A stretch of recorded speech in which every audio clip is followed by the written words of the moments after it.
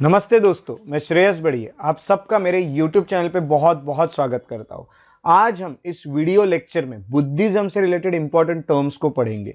जैसे कि आपको पता है कि हमने बुद्धिज्म पे बहुत डिटेल्ड लेक्चर्स किए हुए, हमने बहुत डिटेल्ड लेक्चर्स बनाए हुए हैं और आप लोगों ने उसे अटेंड भी किया। अगर आप लोगों ने बुद्धिज्म के लेक्चर्स नहीं देखे तो अभी डिस्क्रिप्शन में जाइए, लिंक डिस्क्रिप्शन में दिए, उसे अभी के अभी कंप्लीट कर लीजिए। सबसे इंपॉर्टेंट टॉपिक्स, एग्जाम में काफी क्वेश्चंस आते हैं, तो मैंने सोचा कि कुछ इंपॉर्टेंट टर्म्स पे प्रीवियस ईयर में क्वेश्चन दिखे तो उस पर भी एक वीडियो लेक्चर बनाया जाए। इसलिए आज मैं ये लेक्चर आपके सामने लेके आया ताकि आपके कोई भी क्वेश्चन के आंसर गलत ना हो। तो चलिए आज के इस लेक्चर की शुरुआत करते हैं। बट शुरू करने के पहले आपको एक और चीज बता दूं, अगर आप पूरे एंशिएंट हिस्ट्री की सीरीज देखना चाहते हो, medieval history, ancient history, modern history, तो भी डिस्क्रिप्शन में जाइए, आपको वहां पे प्लेलिस्ट मिलेगी। उस प्लेलिस्ट के लिंक पे क्लिक कीजिए और अपना पूरा एंशिएंट, मिडिवल और मॉडर्न हिस्ट्री की अपनी कंप्लीट स्टडी खत्म कर दीजिए। तो चलिए आज के लेक्चर की शुरुआत करेंगे। तो सबसे पहले आपको ये बता दूं, ये जितनी भी टर्म्स है उसको मैंने अल्फाबेटिकली अरेंज किया है, इसलिए कुछ टर्म्स ऐसी होगी जो आपको आगे के स्लाइड्स में मिलेगी। तो सबसे पहले आपको ये बता दूं कि पहली जो टर्म है वो है अभिधम्म। अभिधम्म का मीनिंग है पर्टेनिंग टू धम्म, धम्म से रिलेटेड जो भी चीजें उसको अभिधम्म कहा जाता था। अगर आप सोच रहे कि धम्म यानी क्या, तो आगे के स्लाइड्स में धम्म यानी क्या ये भी आपको पता चलेगा, क्योंकि जब हम डी तक पहुंचेंगे तो आपको धम्म का भी मीनिंग पता चलेगा। मौर्यन काल में, मौर्यन साम्राज्य में धम्म ये अशोक ने लाया हुआ था, उसका धम्म क्या था ये भी आपको पता चलेगा। हमें मेन जो देखने मिलता है वो है अभिधम्म पिटाक। अभिधम्म पिटाक यानी क्या? अभिधम्म पिटाक यानी एक तरह से ये मैनुअल है। ये मैनुअल है यानी ऐसा समझ जाइएगा कि ये किताब है जिसमें लिखा है कि जो मॉन्क्स है, बुद्धिस्ट मॉन्क जो होते हैं, उनके क्या एथिक्स रहने चाहिए, उन्होंने क्या चीजें फॉलो करनी चाहिए, उन्होंने कैसा रहना चाहिए, ये सब चीजें जो लिखी है वो अभिधम्म पिटाक नाम की जो मैनुअल है उसमें लिखी हुई है। अगर आपको ये सब चीज़ों की इन्फॉर्मेशन लेनी है तो आपको अभिधम्म पिटाक पढ़ना पड़ेगा कि मॉन्क के एथिक्स क्या होते हैं। आगे हम आते हैं तो यहाँ पे एक और वर्ड और एक और टर्मिनोलॉजी देखने मिलती है जिसका नाम है अनत्ता। अनत्ता का मीनिंग होता है non self, doctrine of non self, यानी खुद के लिए नहीं सोचना, दूसरों के लिए सोचना। यानी आपको ऐसा एक डॉक्ट्रिन है कि आपको अपने आप को हमेशा यानी ईगोइज्म में नहीं जाना है, तो ये कहते हैं डॉक्ट्रिन ऑफ नॉन सेल्फ, अपने बारे में सिर्फ हमेशा नहीं सोचते रहना। अगला है अरहत। अरहत करके जो मीनिंग है ये है टू बी वर्दी, वर्दी या फिर नोबल। जो भी लोग अच्छे खासे एक पोजीशन पे थे, जो भी लोग नोबल थे, या फिर हम कहेंगे कि जो भी व्यक्ति ने कुछ अच्छा किया हुआ है, अचीव किया है, उसको अरहत कहा जाता है। और ये एक टाइटल था जो किसी को दिया जाता था जो एनलाइटनमेंट को हासिल करता है। एनलाइटनमेंट को जो हासिल करता है उन्हें बुद्ध भी कहा जाता है। तो as a result of listening to and practising the teaching of Buddha, वो व्यक्ति जो एनलाइटनमेंट को हासिल कर रहा है या फिर वो कर चुका है, बुद्ध की कही हुई चीजें जो थी उसे फॉलो करते, उसे सुनते हुए और उसको प्रैक्टिस करते हुए जो व्यक्ति वहां तक पहुंचा है उसे अरहत कहा जाता है। ये है एक वर्दी या फिर ये बन जाता है एक नोबल। उसके बाद जो अगली टर्म देखने मिलती है वो है आर्या सच्चानी। आर्या सच्चानी का मीनिंग होता है, अब ये जो भी आपको वर्ड्स देखने मिल रहे हैं ना, आप सोच रहे हैं इसमें भाषा कौन सी होगी, तो इसमें काफी सारी अलग अलग भाषा है। जैसे मेनली आपको यहाँ पे पाली लैंग्वेज देखने मिलती है। तो आर्या सच्चानी करके जो है इसका मीनिंग, या फिर कहीं कहीं इसको आर्या सत्यानी भी कहा जाता है। सच्चानी का मीनिंग होता है noble truths, noble truth related to suffering. जैसे गौतम बुद्ध ने कहा था life is full of suffering, आपकी जो भी जिंदगी है पूरे दुखों से भरी हुई है।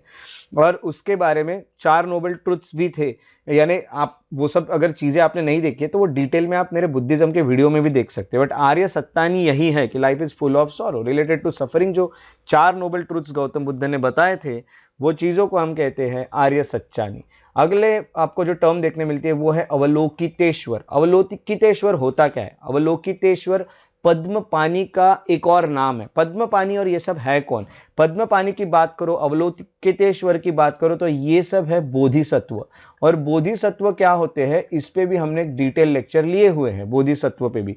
आपको ये बता दूं कि जो बोधिसत्व होते हैं वो बुद्ध बनने के काफी करीब है।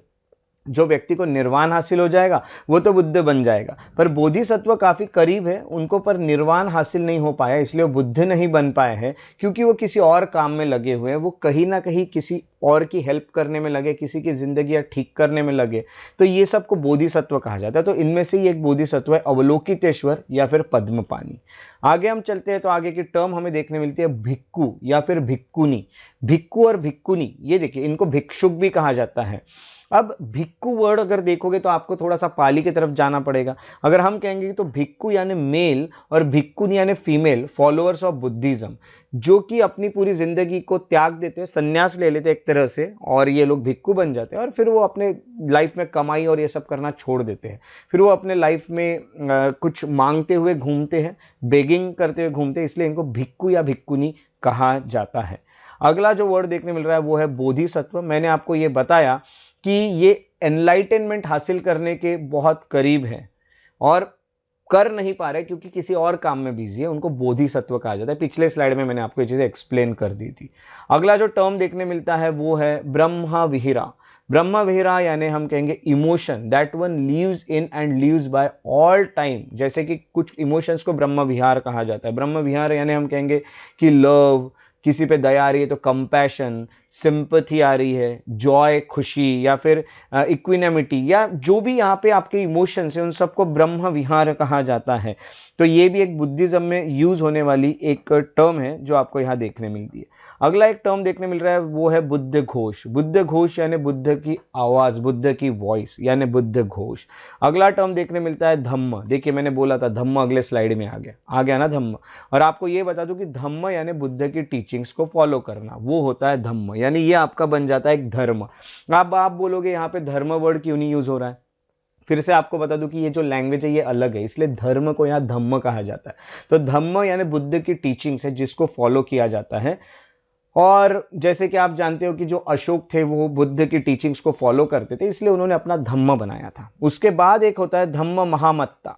धम्म महामत्ता जो होता है ये ऑफिशियल्स थे, ये कुछ ऑफिशियल्स बनाए गए थे अशोक के द्वारा, जो कि धम्म को प्रपोगेट करते थे। धम्म को प्रपोगेट करते थे यानी बुद्ध की टीचिंग्स को प्रपोगेट करते थे ऐसे कुछ ऑफिशियल्स, इनको धम्म महामत्ता कहा जाता है। नेक्स्ट जो आपको वर्ड देखने मिल रहा है वो है दिग्घ निकाय।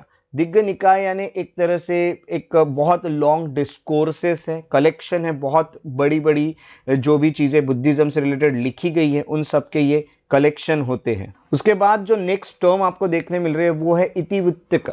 इतिवृत्तक जो होता है ये एक छोटी बुक होती है। जैसे आप देख रहे हैं दिग्घ निकाय यानी बड़े बड़े डिस्कोर्सेस और इतिवृत्तक यानी छोटी छोटी किताबें, ऐसी एक और टर्म आपको देखने मिलती है। नेक्स्ट टर्म जो हम देखते हैं इतिवृत्तक, यहाँ पे फिर से रिपीट हुई है जो कि मैं आपके साथ डिस्कस कर चुका हूँ। यहाँ पे हमें जो देखने मिलती है नेक्स्ट वो है जातक। जातक की अगर बात करें तो ये एक तरह से 15 बुक्स जो लिखी है खुद्दक निकाय। खुद्दक निकाय जो है वो क्या होता है ये भी आगे टर्म आने वाली है, देखिए आपको डरना नहीं, के अभी पे हम के पे पहुंचने वाले। तो खुद्दक निकाय की ये स्मॉल बुक यानी इतिवृत्तक करके है, और जातक यानी 15 किताबें टोटल खुद्दक निकाय में। खुद्दक निकाय में जो 15 किताब है उसमें से एक किताब को कहा जाता है जातक। जातक में होता क्या है, जातक कथाएं आपने सुनी होगी। जातक कथाएं ने कुछ स्टोरीज है, वो बुद्ध से रिलेटेड स्टोरी है, उनके प्रीवियस बर्थ से रिलेटेड स्टोरी है। जो बुद्ध थे अपने प्रीवियस बर्थ में एनिमल थे, कहीं ह्यूमन थे, इन सब से रिलेटेड जो कहानी है उसको जातक कथाएं या जातक कहा जाता है। ये खुद्दक निकाय जो कलेक्शन है उसमें से 15 बुक्स का उसमें से एक है जातक। उसके बाद आपको जो टर्म देखने मिल रही है वो है जावक कुमार भाचा। जावक कुमार भाचा की अगर बात करें तो ये बुद्ध के पर्सनल फिजिशियन थे, यानी उनके डॉक्टर थे, और ऐसा कहा जाता है कि इनको फादर ऑफ बुद्धिस्ट मेडिसिन भी कहा जाता है। तो ये बुद्ध के पर्सनल फिजिशियन या फिर उनके पर्सनल डॉक्टर थे। नेक्स्ट जो वर्ड आपको देखने मिल रहा है ये है ज्ञान। वैसे यहाँ ज्ञान भी कहा जाता है, ज्ञान भी कहा जाता है, बट इसको ऐसा भी लिखा जा सकता है, ध्यान या ज्ञान भी लिखा जा सकता है। तो ध्यान, ध्यान या फिर ज्ञान जो भी रहेगा, ये एक माइंड का एक स्टेज है, stages the mind passes through. जब वो धीरे धीरे आपका माइंड प्रोग्रेस करता है ना, यानी आपका माइंड क्लटर्ड नॉर्मेलिटी पे, क्लटर्ड नॉर्मेलिटी का मीनिंग होता है आपका माइंड जो है वो काफ़ी एक तरह से उलझा हुआ है, बहुत चीज़ों में उलझा और वो धीरे धीरे क्लियर होते जाएगा। तो ये जो स्टेजेस से गुजरेगा उसको ध्यान कहा जाता है। आप ध्यान करते जाओगे वैसे वैसे आपका माइंड क्लटर्ड नॉर्मेलिटी से वो प्रिस्टाइन क्लियरिटी तक पहुंचता है, ये आपको यहाँ पता चलता है। नेक्स्ट जो टर्म आपको देखने मिलता है वो है कलाम सुत्त या फिर केश मुति सुत्त, तो यहाँ पे केशामुति सुत्त बोलिए या फिर कलाम सुत्त बोलिए, तो ये जो है ये डिस्कोर्स ऑफ द बुद्ध यानी बुद्ध के बारे में कुछ चीज़ें लिखी हुई है जो कि अंगुत्तर निकाय से रिलेटेड है। अंगुत्तर निकाय से रिलेटेड यहाँ पे आपको जो देखने मिलते हैं, जैसे खुद्दक निकाय वैसे अंगुत्तर निकाय होता है। यहाँ पे इसमें जो कलेक्शन है उसमें से एक कलाम सुत्त है। यहाँ पे आपको ये भी बता दूं कि ये कलमा जो थे ये बुद्ध के कहीं ना कहीं टीचर थे, तो ये सब उनकी टीचिंग्स और ये सब यहाँ पे आपको देखने मिलेगी। और यहाँ पे कहा जाता है often cited as charter of free inquiry, यानी आप जो भी चीज़ें समझना चाहते हैं, जो भी चीज़ें पूछना चाहते हैं, उसके जवाब आपको यहाँ मिल जाएंगे। नेक्स्ट जो टर्म देखने मिलती है वो है कल्याण मित्र। कल्याण मित्र यानी फ्रेंड, मित्र यानी मित्र यानी फ्रेंड। तो बुद्ध का जो कंसेप्ट था एक एडमायरेबल फ्रेंड होना चाहिए जिसकी कंपनी आपको अष्टांगिका मार्ग यानी 8 फोल्ड पाथ तक पहुंचाएगी। अष्टांगिका मार्ग को फॉलो करोगे तो आप दुख से मुक्त हो जाओगे, ये गौतम बुद्ध ने कहा था। तो 8 फोल्ड पाथ की तरफ आपको जो लेके जाएगा उसको कहा जाता है कल्याण मित्र, यानी आपका वो दोस्त होगा जो आपको इसमें कंपनी देगा और आपकी हेल्प करेगा। तो ये होगा कल्याण मित्र।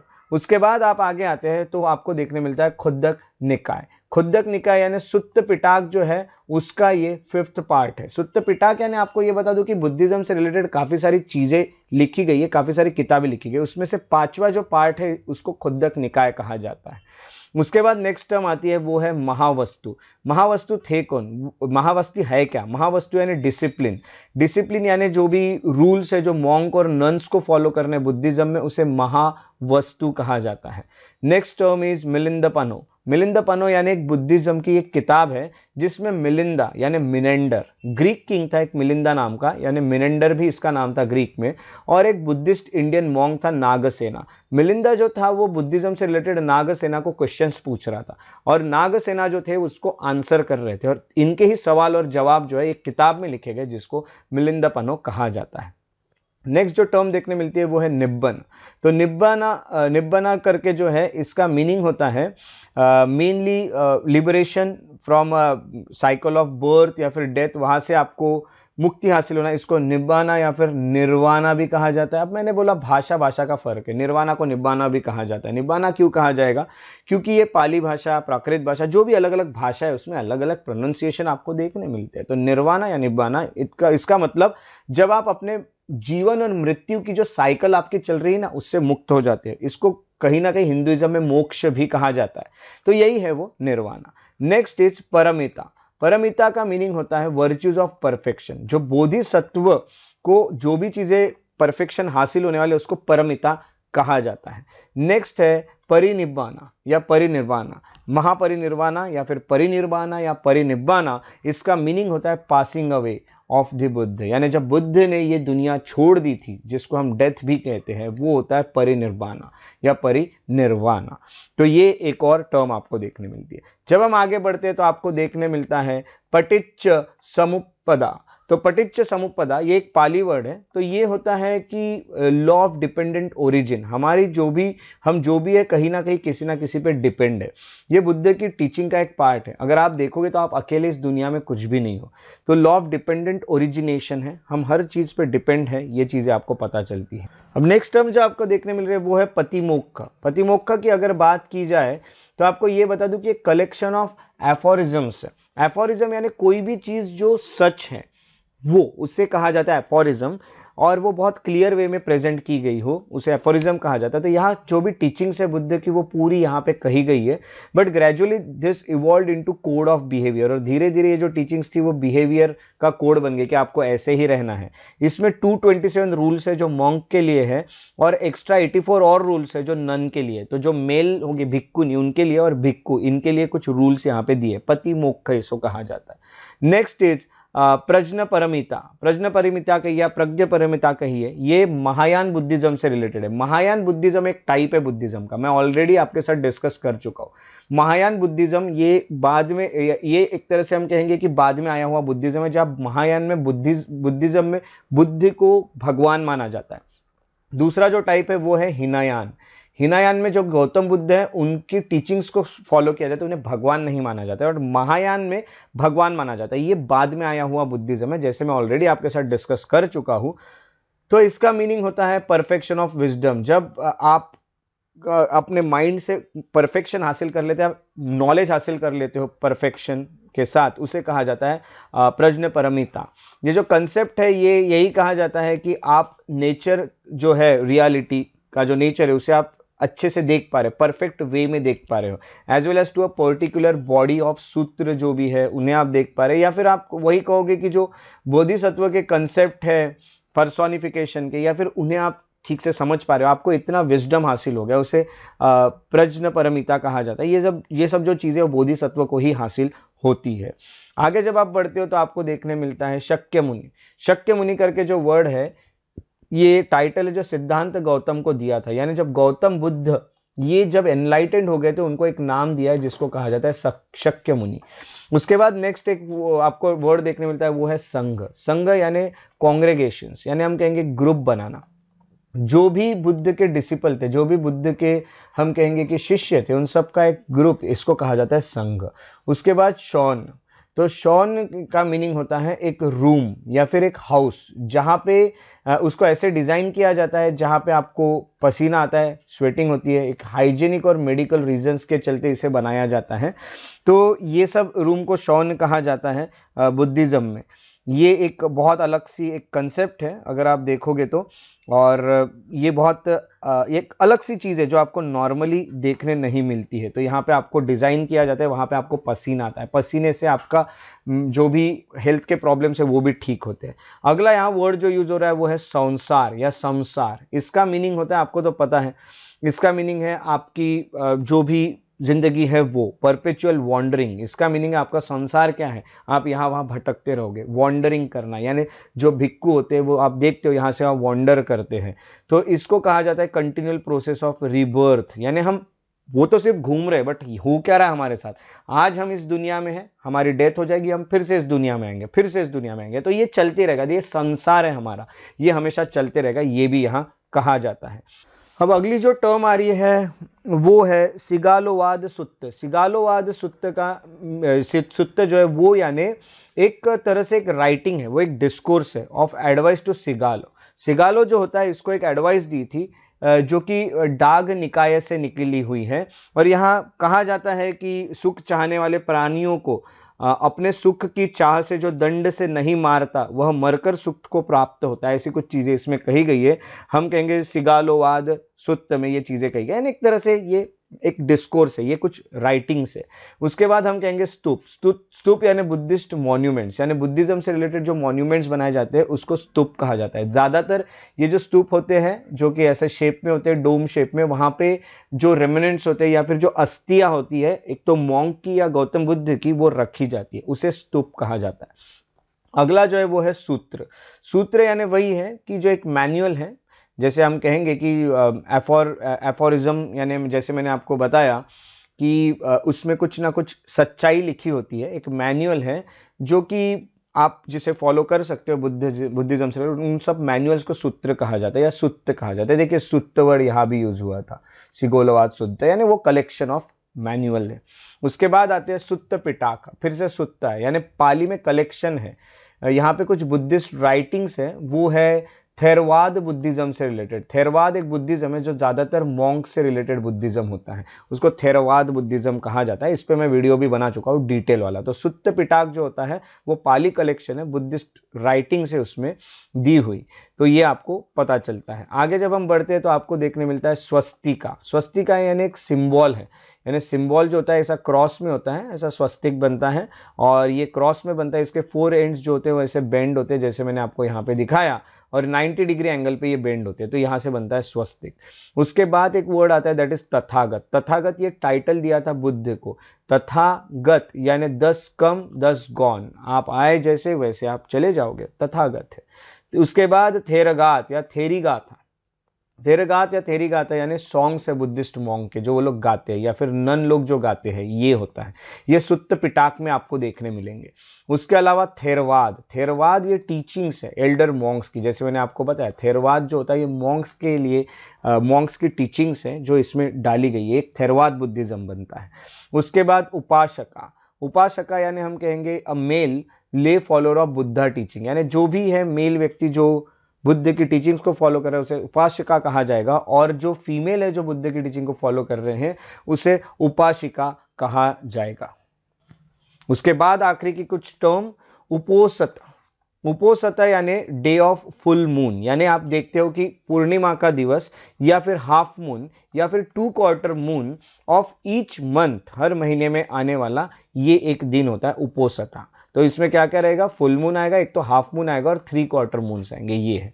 उसके बाद वज्रयान बुद्धिज्म, वज्रयान बुद्धिज्म यानी थोड़ा मैजिकल टाइप का बुद्धिज्म होता है। इसमें मंत्र का यूज होता है, धरनी का यूज होता है, मुद्राओं का यूज होता है, मंडल का यूज होता है, और डाइटीज जो है, जो भी भगवान है उनको यहाँ पे विजुअलाइज किया जाता है, बुद्ध को विजुअलाइज किया जाता है, ऐसे तरह के बुद्धिज्म को वज्रयान बुद्धिज्म कहा जाता है। उसके बाद वाशवस, वाशवास यानी हम कहेंगे कि मॉनसून रिट्रीट होता है बुद्धिस्ट मॉन्क का, तो मॉनसून से रिलेटेड रहेगा वाशवास। इसको वर्षवास भी कहा जाता है। और आपको ये पता होगा कि अब इसमें काफ़ी सारे स्ट्रिक्ट रूल्स फॉलो किए जाते हैं, इवन खाने के भी जो सिस्टम है उसमें, उसे वाशवास कहा जाता है। नेक्स्ट आता है विहार, विहार यानी जो बुद्धिस्ट मॉन्क और नन जहाँ रहती है उनके मोनेस्ट्रीज को विहार कहा जाता है। और नेक्स्ट आपको जो देखने मिलता है वो है विनय पिटाक। विनय पिटाक में 227 रूल्स दिए भिक्खु के लिए और 311 रूल्स दिए भिक्खुनीज के लिए, इसे कहा जाता है विनय पिटाक। तो ये विनय पिटाक है ऐसी किताब जिसमें रूल्स दिए हुए हैं। सो इस तरह से हमने आज के लेक्चर में बुद्धिज्म से रिलेटेड लगभग 45 प्लस इंपॉर्टेंट टर्म्स को कवर कर लिया, वो भी बहुत कम समय में, और इस पे आपको पक्का क्वेश्चंस मिलेंगे। ये सब टर्म्स को अच्छे से याद रखिएगा और कहीं लिख के रखिएगा। और अगर आपको मेरे वीडियोस पसंद आते तो उन्हें लाइक जरूर करें, शेयर करें और मेरे यूट्यूब चैनल को सब्सक्राइब करके बेल आइकॉन को प्रेस करना ना भूलें, ताकि आने वाले वीडियोज़ के नोटिफिकेशन भी आपको मिलते रहे। अगर आप और अपडेट्स चाहते हैं तो आप मेरे फेसबुक पेजेस को फॉलो और लाइक कर सकते हैं, श्रेयस बड़ी और श्रेयस बड़ी इंटरप्रिटेशन पे। अगर आप मुझसे कोई डाउट क्लियर करना चाहते हैं, कुछ पूछना चाहते हैं, तो आप इंस्टाग्राम पे मुझे फॉलो कर सकते हैं। श्रेयस बड़ी है द पीस लॉरी मेरा इंस्टाग्राम आईडी है। अगर आप मुझे मेल करना चाहें तो आप shreyasbadi@gmail.com पे आप मुझे मेल भी कर सकते हैं। आप मेरे एकेडमी के भी जो इंस्टाग्राम प्रोफाइल है उसे भी आप फॉलो कर सकते हैं, ताकि आपको और भी नॉलेजेबल वीडियोस मिलते रहे। आप उन्हें फेसबुक पे भी फॉलो कर सकते हैं। अगर आपको नोट्स चाहिए या फिर और इन्फॉर्मेशन चाहिए तो आप टेलीग्राम पे मेरा चैनल है श्रेयस बड़ी, उसे भी फॉलो कर सकते हैं। तो मेरे साथ इस वीडियो पे बने रहने के लिए बहुत बहुत शुक्रिया। Thank you for being here. Take care and have a very good day.